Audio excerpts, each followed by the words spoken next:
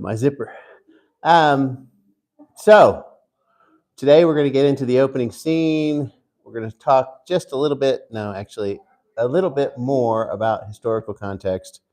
I just can't stop talking. So a review of last week, hidden text, comedy and laughter, play and carnival, some good questions.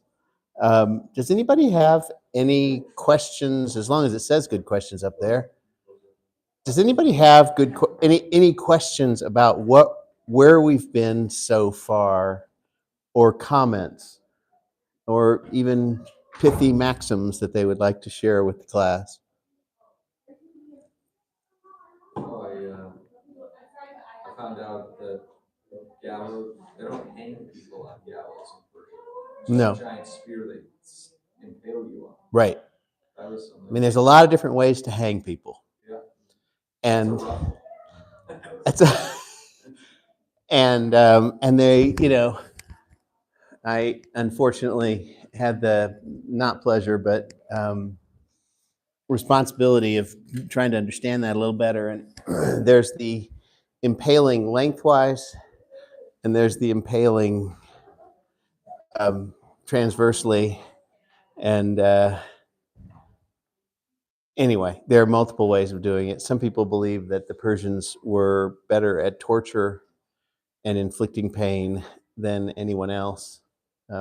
One way that they sentence you to death is they put you in a room full of ashes up to your waist, and then they stir the room so that the ashes go into the air, so that you breathe them, and eventually they fill your lungs, and you suffocate. But it's extremely slow and I guess excruciatingly painful. Okay, enough about torture. Good morning. Welcome to the class. Here we are. So I want to make just a few more comments about the book of Esther. Who has read at least the first 2 chapters of Esther? Just raise a hand. Great. Okay. Thank you. So as you read the book of Esther, there are some things about the way it's written in its literary style. There's an interesting piece of it where most of it is written in the third person, and it's written from a narrator's perspective, and that's unusual in the scriptures. But one of the things that it allows is the writer to bring you into the scene more closely by speaking in first person. And so if what you're doing is watching, and then all of a sudden you get the thoughts or the words directly from the main character, you feel like you've been drawn into something. And this particular book uses that style extremely effectively. The other thing that I wanted to point out is, in the book of Esther, there's a lot of detail that other post-exilic writings do not. It's not the same as the way you see, for instance, in Daniel. Daniel objects to eating the king's food. Why does he object? Because it doesn't fit with the Jewish dietary laws. And he said, look, just let us eat what we want, and then give us 2 weeks. Do you remember this story in Daniel, right? And we don't get that kind of commentary. What Daniel is saying is, I have beliefs, I have convictions, I have values. I'm telling you what they are, and I won't let them be crossed. We don't know what Esther thought about being involved in a harem contest. We don't know. I mean, she knows what ultimately is coming, right? She's going to be having sex with a Gentile, but she doesn't object to it. She doesn't express anything. We don't know what she thinks. We don't know what Mordecai thinks when he realizes that his defiance with Haman, jeopardizes his entire racial population. We know that he was upset, but we really don't We don't hear him saying, "Oh, I regret that. I wish I wouldn't have done that." We don't get prayers in this book. We get very little commentary. And then I'm going to go so far as to suggest that maybe the way we've understood Esther before she goes in front of the king, was she scared? Or was she just happy? I mean, she'd been married to this guy for years and they seemed to have a good relationship. It's like, I don't want to rock the boat. Was she just defiant? Or was there something else going on in her head? We don't know. I think maybe there was, and I'll put that forward as we go further into the book. Okay, let's move into historical context. Those of you who don't like history, I'm really sorry, but I think that it's extremely important that you understand these things. So we're going to really just go through, 200 years of history in about 10 minutes, 15 minutes. Cyrus the Great, he defeated the Median Empire. Okay, this is the rise of the Persian Empire. So you've got the Assyrians, which was way before this. You've got the Babylonians, the Medians and the Babylonians who rose up. We're talking, we're now in 600 BC, 550 BC. So Cyrus becomes king. Cyrus II, he's also known as Cyrus the Great. He defeats the Median Empire, and that essentially establishes the Persian Empire, because Persia at that point was a tributary or a tribute. I don't know what the right word is. They were owned by the Medes, and they had to pay taxes. They had to pay tribute to the Medes. And Cyrus comes to the throne, and he says, "Not doing that." And of course, Cyrus was a military man when he did that. He came to the throne after that and established the Persian Empire. He then went on to force expansion. He defeated the Babylonians. And interestingly enough, let's turn over to Isaiah 44, because this is somebody remind us what God said when He took the Jews into the Promised Land. He made them some promises, and he some of them were good and some of them were bad. Do you know what I'm talking about? Can we summarize that? We've talked about it during this class. What's the main question in the post-exilic period for Jewish people?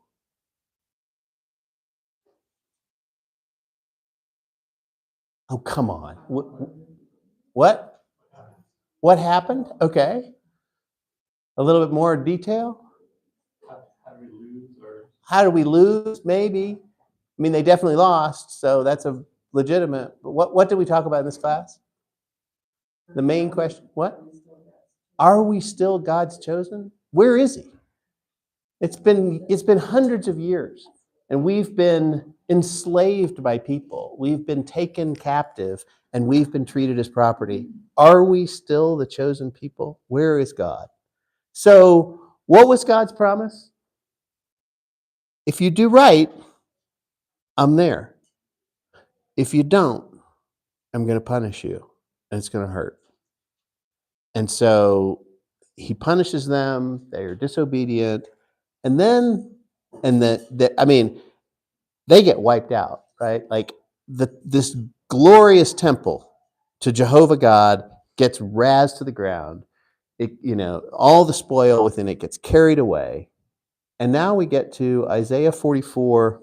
I don't know, start at the end of the chapter, maybe verse. Sorry, I didn't write this down. Thank you. Will you read there from 48 until maybe the second verse in the next chapter? Who says of Cyrus, he is my shepherd, and he shall fulfill my purpose. Saying of Jerusalem, she shall be built, and of the temple your foundation shall be laid. Thus says the Lord to his anointed, to Cyrus, whose right hand I have grasped, to subdue nations before him, and to loose the belts of kings, to open doors before him, that gates may not be closed. I will go before you, and level the exalted places. I will break in pieces the doors of bronze and cut through the bars of iron. Impressions? What do you think of that statement?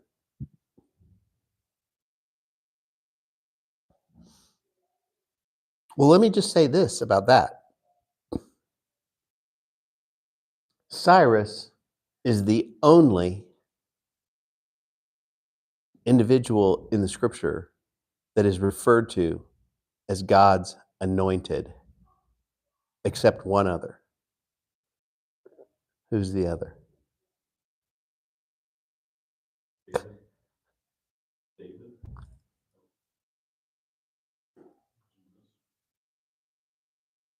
This is the same language that's used as that is given to Jesus, the title that Jesus has as the anointed.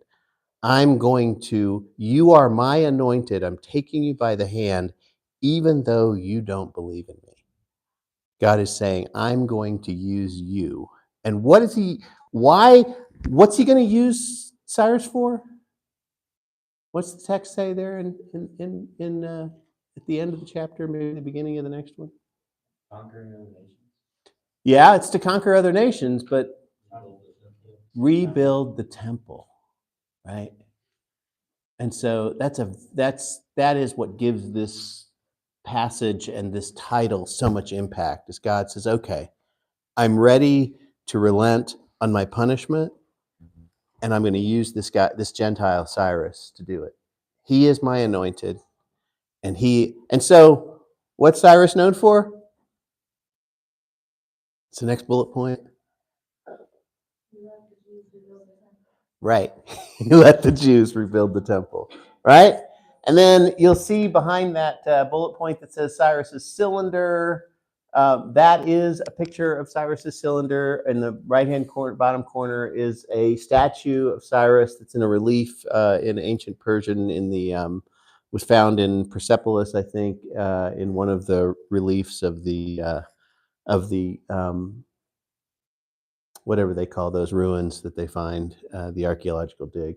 So that's what he looked like. That cylinder actually is one of the earliest Persian. It's akin to what's the tablets that have allowed us to translate ancient Egyptian, the Rosetta Stone, right? And Cyrus's cylinder talks about his conquests. It talks about how he allowed the people that were captive in Babylon to continue practicing their religions, to continue rebuilding temples. So Cyrus is a guy who comes along and says, "I'm building empire. I'm conquering people, but I'm going to let them live with their culture, with their customs, with their religions. I'm just going to take their taxes." So it's a completely different way of doing business from the standpoint of monarchy and building empire. Then we have Darius. So Darius takes the throne. I think that Cyrus died in 530, so it's like 8 years later. Darius takes the throne. Is that right? Yeah. You mentioned that Cyrus didn't believe in God. Right. In fact, He didn't believe in Jehovah, right? But he probably believed in Marduk. He probably believed in a pantheon of gods in Persia, yeah, but did not acknowledge that this tiny little tribe in Jerusalem somewhere who had this god called Jehovah, he let them go back and build it. If he did think that they were, anyway, you get it. So Darius comes to the throne. Now Darius is truly a politician, and you see this mirrored in China, but we won't go into that. But one of the things that Darius does is he takes this gigantic empire that was originally conquered by the Medes and the Babylonians, and now we've got expansion going on with the Persians. It goes from China all the way to Africa and includes all of the Middle East. It's really extraordinary. And he unifies the language. This is where Aramaic comes in. He makes Aramaic the co-official language of the country, along with Old Persian. He he builds roads. He builds the Royal Road that we talked about last week, that 1,600-mile road that allowed for communications throughout the empire. That was Darius's doing. He came up with a monetary system.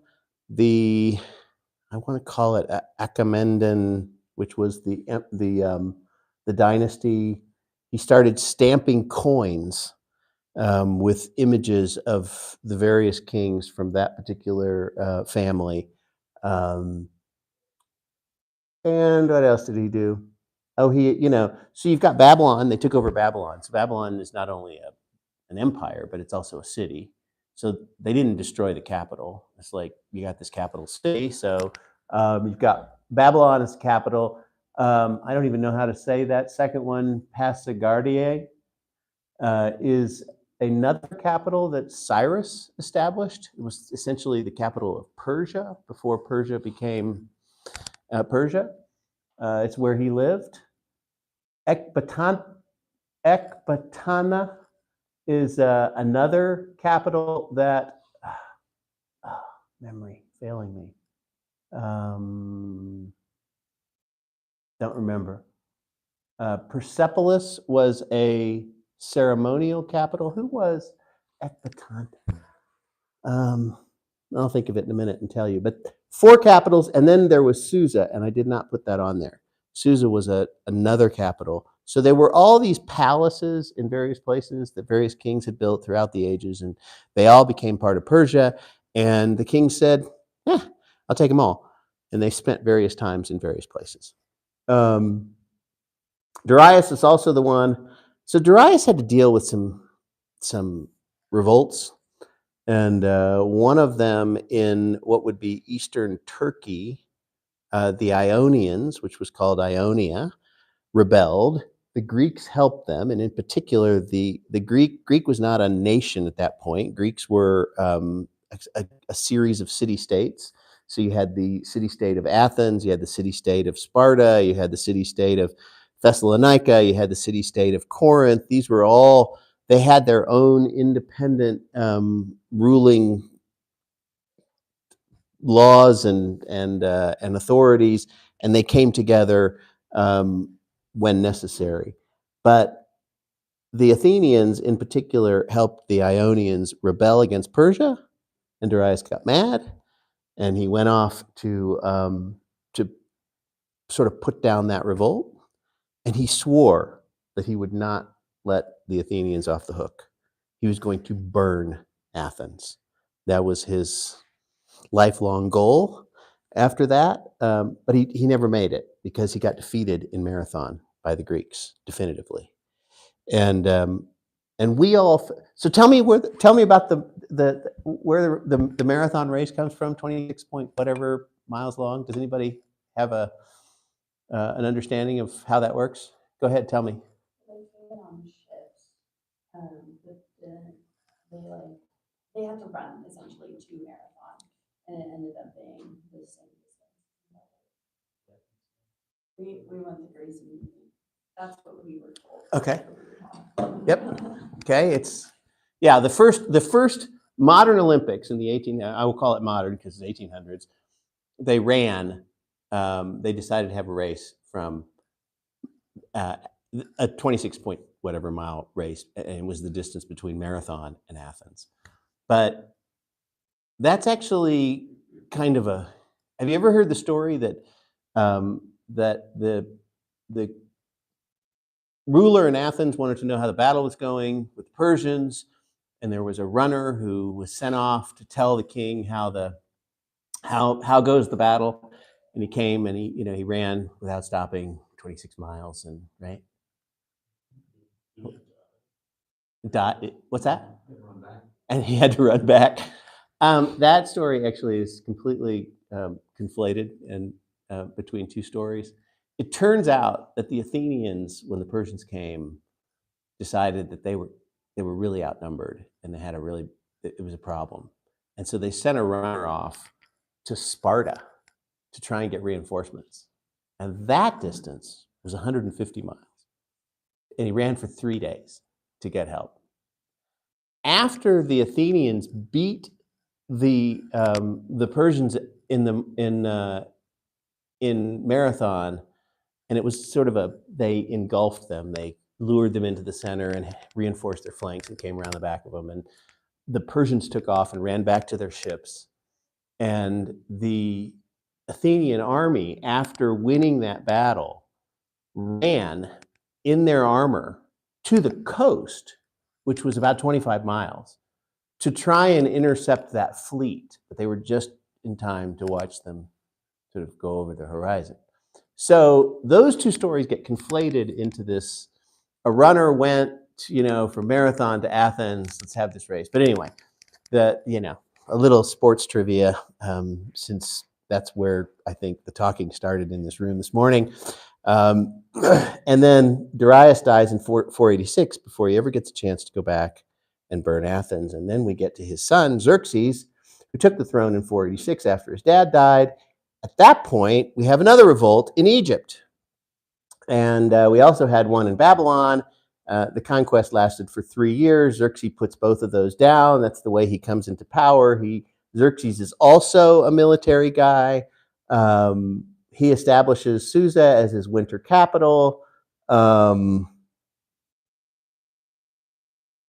I guess Susa didn't need to be on the previous conversation. Xerxes did a lot of building, maintained that road. He finished the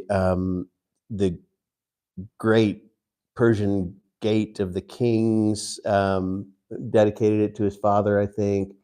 He continued his father's grievance with Greece and did a second conquest of Greece.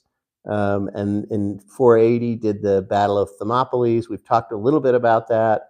Ultimately, he did win against the Spartans and the Athenians, and he went and he burned the city down. But ultimately, he did not. Persia did not take over Greece. You're going to ask me why all this matters, and it does. And then he died in 465. Now let's just, and that's a picture of his grave over there, and that's a picture of Xerxes up there in the top on the relief. I just thought those were kind of interesting. So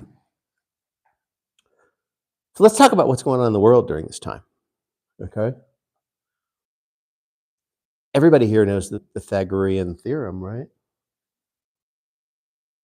Pythagoras was born around this time.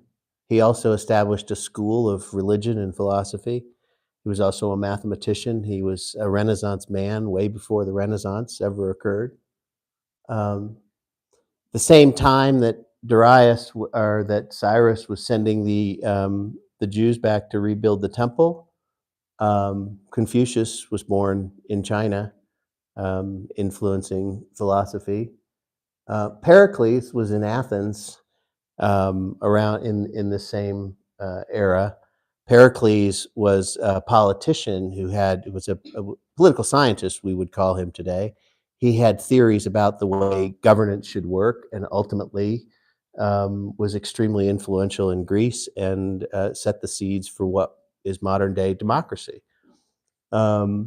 Sophocles, the great playwright, they used to have in ancient Greece, they used to have contests of drama and tragedy. And I think 24 out of 30 years, Sophocles won that contest as a playwright.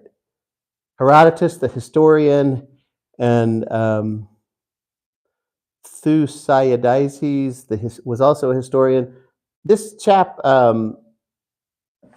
Thucydides, wrote the Peloponnesian Wars, a very famous history about the Greek and Persian wars that we've talked some about already. He recorded that. Herodotus, we've talked about as the first historian that actually wrote some things down and called it a history. Socrates was born at that point. By the time the Israelites went back to Jerusalem to rebuild the temple, the Olympics had been run had been going on for about 200 years. They started in the 700s BC. So sports, politics, art, literature, philosophy, mathematics, all these things were happening at the same time. The seeds were right there. The names that I've put up here, Pericles and Confucius, Herodotus and Socrates, those are probably names that are much more well known than Ezra, Nehemiah, Esther. And yet, what we find is when God is at work, when the creator of the universe is at work, he's at work outside of the kind of things that we celebrate as human beings within history. And that is extremely important to remember as we read through the book of Esther. Because what's the question that's being asked in the post-exilic period by the people, both the audience and the author of this book?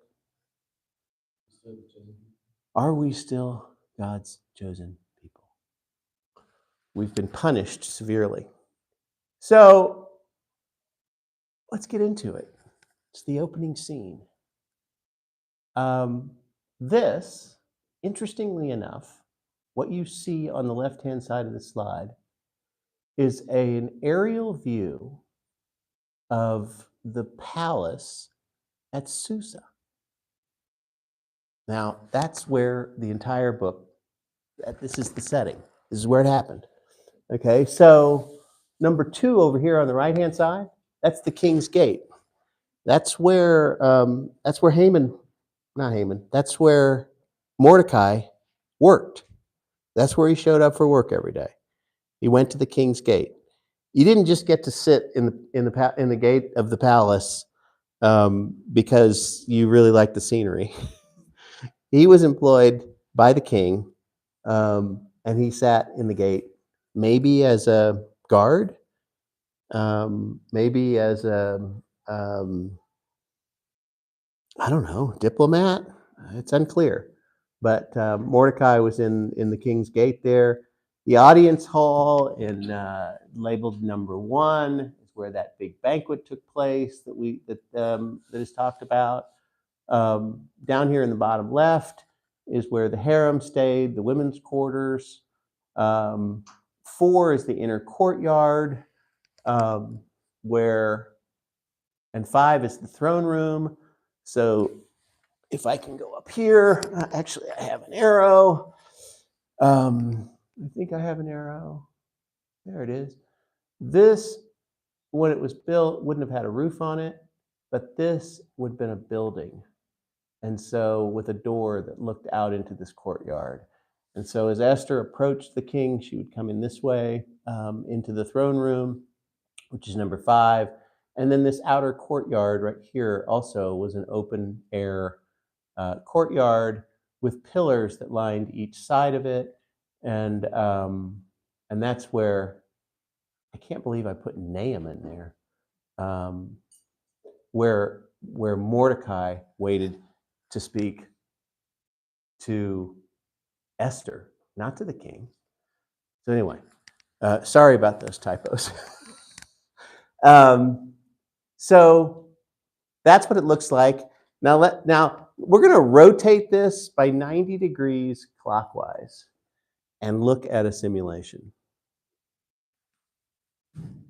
So same idea. I think most of those, what's not there is this would be the courtyard where, looking into the throne room, Esther would have approached Xerxes the king. This is the open courtyard where you can see easily Mordecai could run over here and look and see if he could find Esther anytime that she might be available. He might be able to talk to her. So let's open the text. Who wants to read the first 4 verses of chapter 1? And if you do, just do so.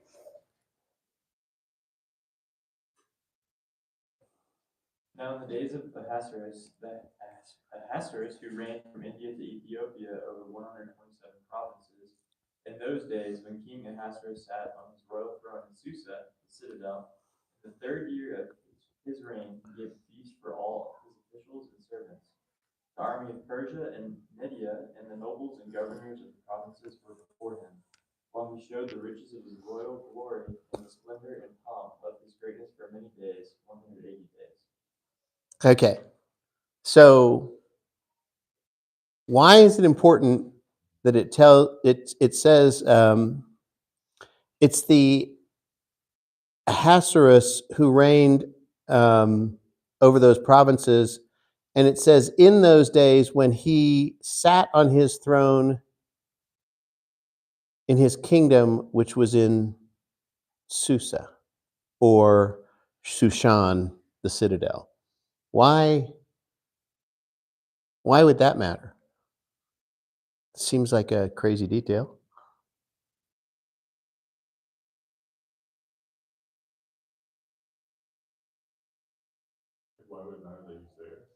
Why would it matter that they actually tell us that? Why would it matter that they specify? I mean, why didn't they just say he was sitting on his throne? Multiple times. Yeah. I mean, it's this point of detail, right?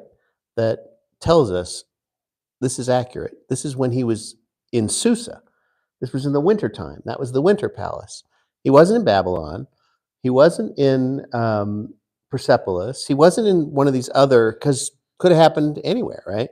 But it's telling us there are 4 capitals in this empire, and this one this is where he was. So what else stands out to you about these opening verses? And if you want to think back to the questions that I raised last week at the end of class, that's okay.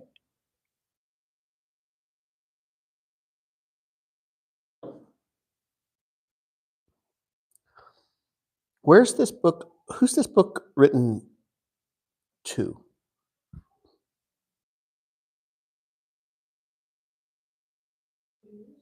Yeah, Jews. So what's the first impression you get when you read the book?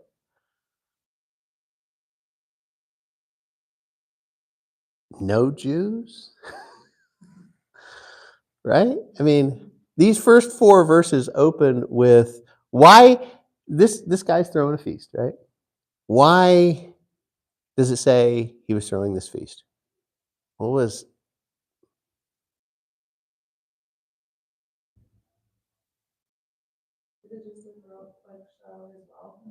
Yeah. Doesn't it say, look, look at this fancy red Ferrari that I'm driving, right? He's screaming for attention, right? Anything else that strikes you about these verses? Just free associate. What do you think is interesting about these particular verses? Jumps out at you. Shows how big his kingdom was. Okay, so it says it ran from India to Ethiopia, right? So 127 provinces, whatever that means. We talked about that a little bit in the past. What else? 180 days of feasting and partying. Yeah, 6 months, 6-month party, drinking party. They were drinking parties in Persia, absolutely, without question. And it probably was not. So one of the things that is not captured in the text is that there's a citadel in Susa, which oftentimes is called Sushan, which is it's really just talking about this palace. And the palace set up on a hill, looked over a river, and on the other side of the river was the city itself. So there is a distinction in the text if you look at the original language that talks about what's happening in the citadel or the palace and what's happening in the city. And this particular feast seems to be in the city, right? This is when he was sitting on his throne in Susa, but he's having a 6-month festival throughout the city, and he's trying to show off. And who's he showing it to?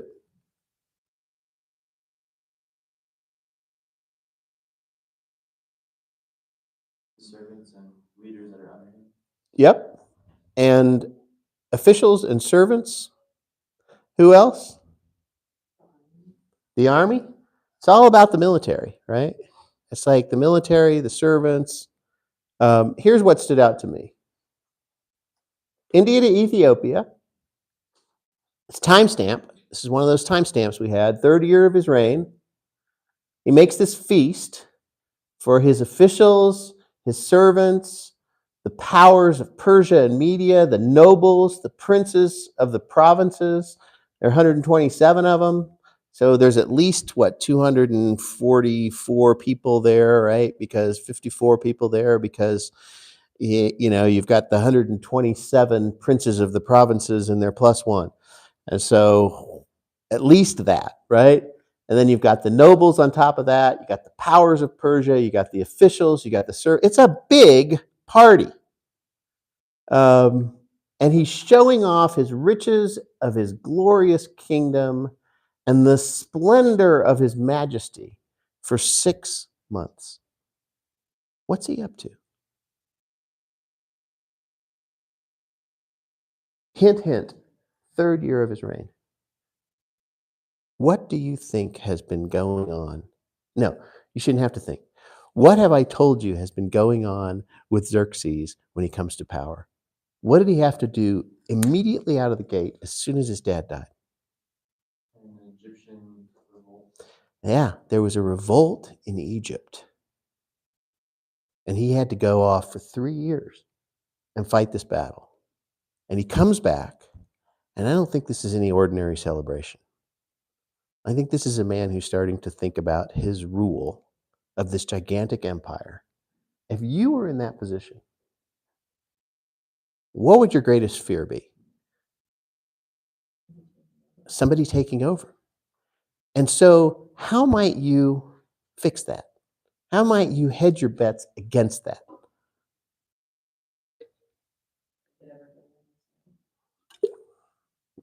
Bring people on side. Maybe this guy is trying to make all of these people who are subject to him take ownership, feel a sense of pride, feel a sense of, hey, this is a great kingdom to be a part of. He's building loyalty. When these people go back, when the nobles, when the princes of the provinces, when the powers of Persia and Media, when the officials and the servants go back to their hometowns, what kind of report are they going to deliver? We had an amazing time. Xerxes was such an incredible host. We stayed there for 6 months, eating and drinking. We had whatever we wanted. He's up to something here. I don't think he was just like, oh, we put down the Egyptian revolt. Let me spend $600 million just as a celebration. I think he was up to something. Look at the Persian Empire. So I know that all of you are geography fans, and so I put this other map over here on the right to let you know. But if you look there, we're into China over here. This is the Indian Peninsula down here, and part of it is engulfed, if you see there.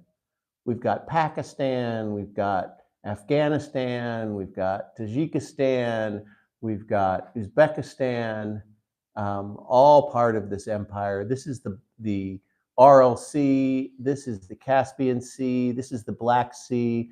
All of this is Turkey. This is Greece over here. If this map was a little, well, there you go. That's the boot of Italy. You've got Libya over here. You've got Egypt down here. This is the Arabian Peninsula and part of Saudi Arabia. you've got all of the Middle East with Jordan and Israel and Syria to the north, Iran and Iraq. This is a huge piece of territory. And he's trying to rule. This guy is trying to keep this all under his control. He is expecting people every month, every year to send him a portion of their riches and their gold. Pay him. He's trying to hold this together. And on top of that, what's he looking out at based on the history that we've talked about?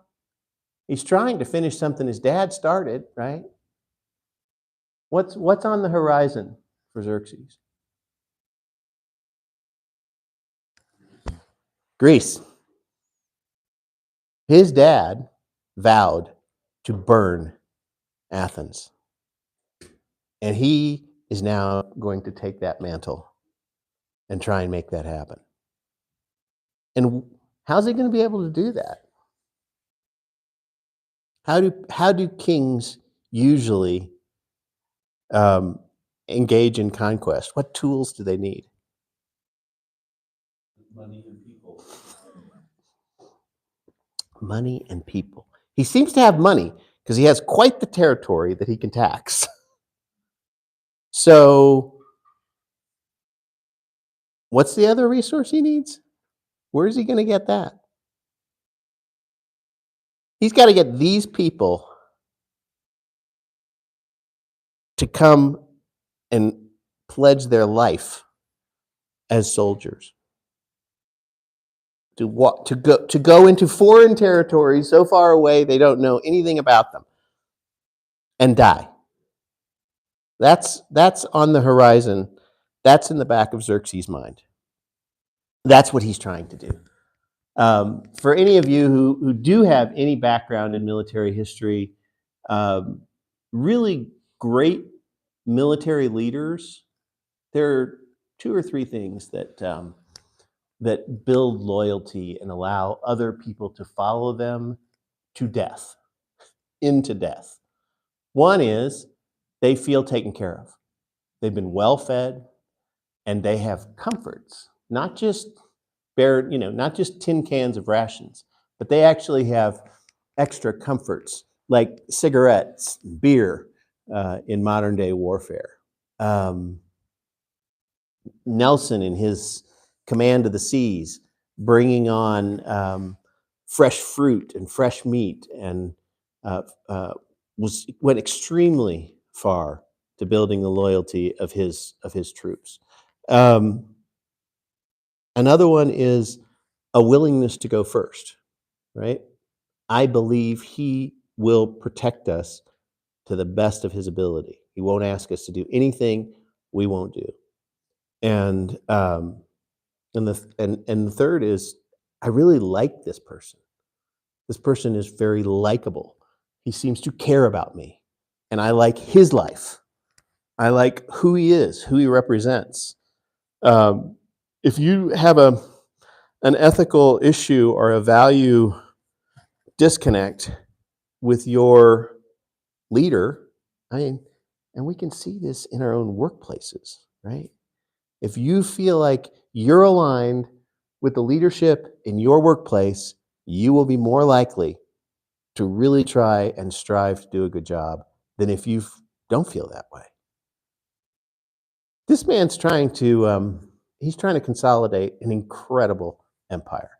There's a strategy going on. I'm just think about that. Let's read Esther. Let's read the next 4 verses there.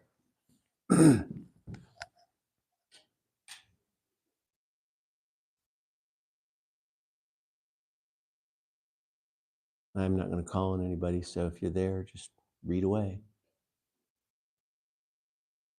When these days are over, the king gave banquet lasting 7 days in the enclosed garden of the king's palace, for all the people, from the least to the greatest, who were in the citadel of Susa. The garden had hangings of white and blue linen, fastened with cords of white linen, and hooking of nails, silver rings on marble floors. There were couches of gold and silver on mosaic pavement, poetry, marble, and mother of pearl, and other costly wine was served in goblets of gold, each one different from the other, and the royal wine was abundant in keeping with the king's liberality.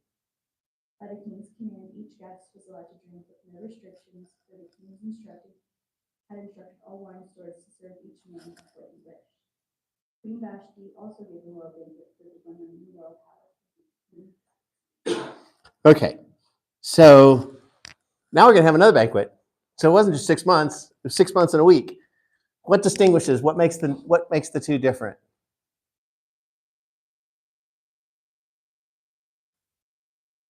Kegs were open. What's that? The kegs were open. The kegs were open, right? The barrels of wine were open, right? It flowed freely. For sake of time, I'm just going to go through this pretty quickly. They made a feast 7 days for the people who were present in the Shushan of the citadel. This is only for the palace now. This isn't to the whole city of Susha. This is the last 7 days. We've just finished our 6-month drinking party.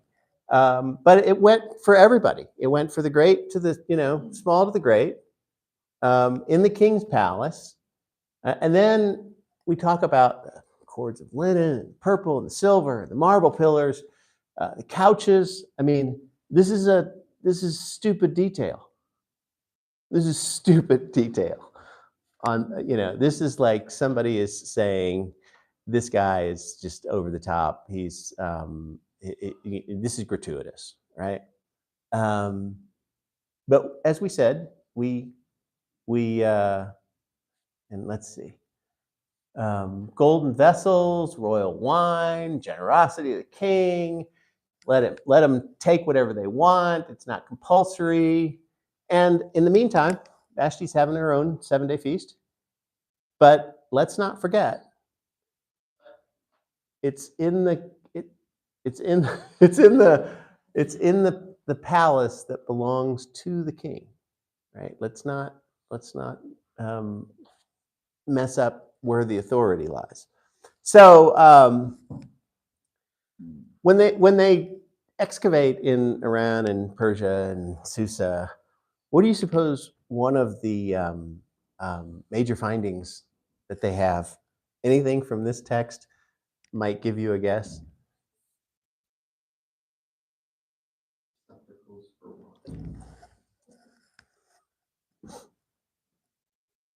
Can you imagine gold goblets for all these people, and they're all different? They're everywhere. I just grabbed a few of them off of the images that are in museums all over the world. And I threw in a couch and some curtains there just for good measure. They definitely were not found in the archaeological ruins, but they still do these incredible. This is a real picture. You can go visit this place if you go to Iran. Here's two people who are actually doing a little visitation. These palaces are extraordinary, and these mosaics are just unbelievable. So let's keep reading. Let's read about the offense. Maybe I should do this, because no, unless somebody else wants to. But there are a lot of names here. Any volunteers? I got it. All right. On the seventh day, when King Xerxes was supposed spirits from wine, he commanded the 7 eunuchs who served him, Mehuman, Biztha, Harbona, Bigtha, Abagtha, Zethar, and Carcass, to bring before him Queen Vashti, wearing a royal crown, in order to display her beauty for the people and nobles, for she was lovely to look at. But when the attendants delivered the king's command, Queen Vashti refused to come. Then the king became furious and burned with anger. Since it was customary for the king to consult experts in matters of law and justice, he spoke with the wise men who understood the times and were closest to the king. Harshina, Shethar, Admatha, Tarshish, Meres, Marcina, and Memucan, the 7 nobles of Persia and Media who had special access to the king and were highest in the kingdom. Okay. So there's all kinds of commentary about those names and how funny they are, and the fact that they sound Persian, but they're really not. In ancient Persian, you just don't, these names, as I said, they sound Persian, but we're not finding other people in the writings with those names. They seem to be kind of mocking what's happening in the Persian court, but I'm not going to answer the invitation to play here. I want to look a little bit more at this. Here's the things that stood out to me. He was merry with wine. There were 7 eunuchs, and we get all their names, and all 7 of them were sent to get Vashti. We didn't just need to slip her a note that says, hey, the king wants to see you, but all 7 of them needed to go get her, and she was supposed to wear her royal crown. She's in the middle of a party with the women, and she's supposed to show her beauty to the people and to the officials because she was beautiful to look at. And she refused, and the king was furious, so he has an anger management problem. Now, there are all kinds of commentaries that we have projected our culture onto and made this into a women's rights, and and Vashti was in her. This is offensive to us, and then he consults the wise men, and this was the king's manor, and somebody's trying to tell us this is what they do, and you get these 7 guys, together, and they had access to the king's presence, by the way, but he wants to know, what's the law say, and because they didn't come when all 7 eunuchs went, so what's going on? So here's some good questions to think about. Why did he have the first banquet? I think we talked about that. Why did he have the second banquet? I think we talked about that. Was the king engineering a strategic outcome with these banquets? Maybe. Is it possible that the king's request to Vashti was connected to his desired income? Or was he just drunk and stupid? Maybe a little of both. We don't know. Why does he order Vashti to participate in objectification by other men? Now, to me, this seems a little odd. To you women, you might say, it's not that odd, really.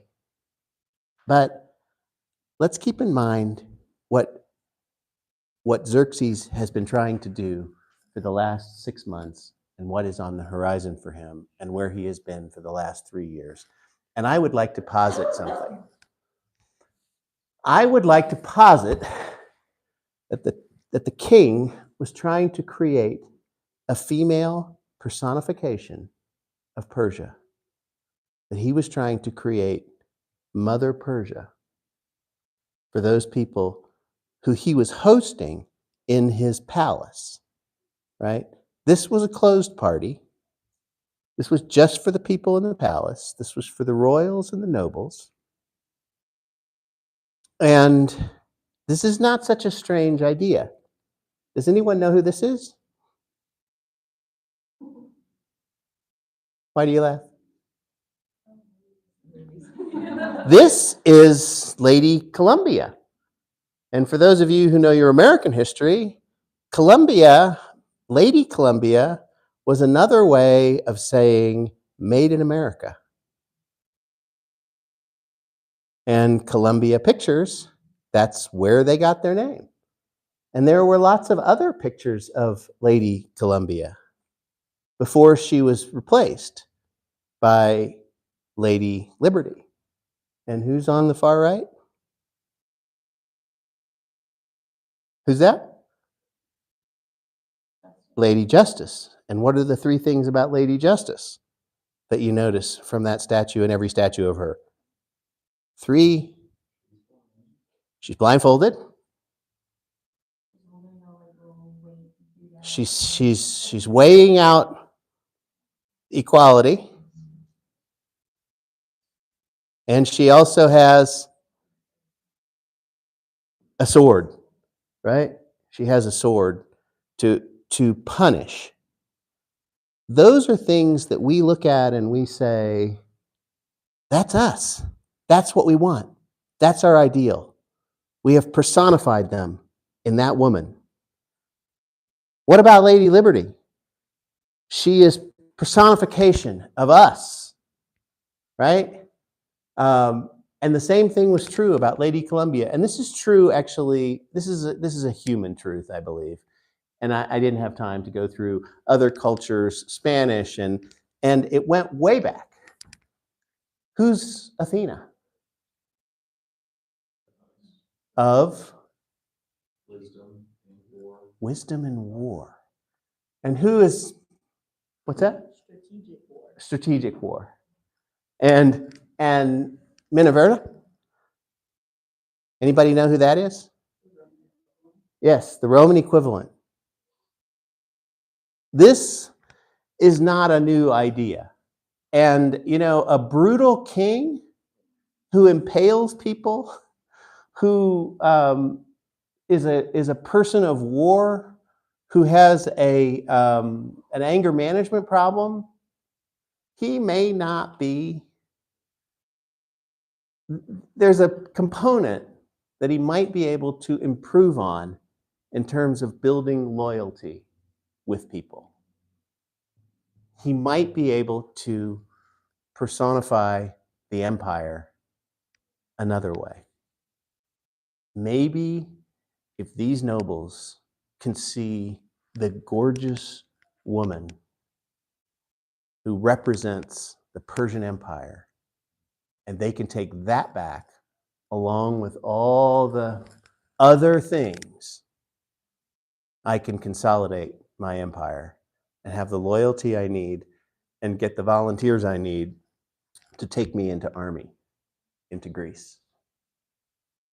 So that's it for today. Next week, I would like to provide you with some evidence for this postulate that is found in the text. And that maybe that's what was going on in Xerxes' mind when he said to Vashti, put your crown on and come over here and prance in front of these men.